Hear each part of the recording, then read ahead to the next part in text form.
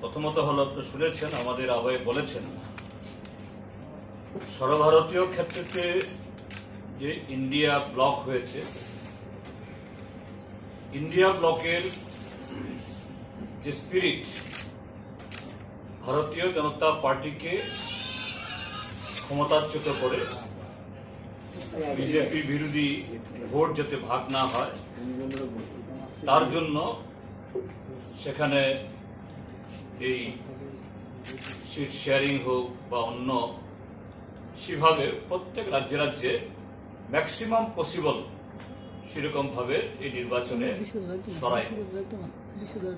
তো এখানে আজকে আমরা পূর্ব ত্রিপুরা সংরক্ষিত আসনের জন্য আমাদের প্রার্থীর নাম আমরা ঘোষণা করেছি একটু আগে। তো পশ্চিম ত্রিপুরা আসনে এখানে ভারতীয় জাতীয় কংগ্রেস ইতিমধ্যেই তাদের প্রার্থীর নাম ঘোষণা করেছেন। শ্রীযুক্ত আশিস কুমার সাহার নাম। আমরা যে এই দুটি কেন্দ্রে, শুধু পূর্ব ত্রিপুরা কেন্দ্রে না, পশ্চিম ত্রিপুরা কেন্দ্রেও যাতে বিজেপি বিরোধী ইন্ডিয়া ব্লকের এই প্রার্থী যাতে তার জয় সুনিশ্চিত হয় তার জন্য সর্বাত্মকভাবে আমরা লড়ব।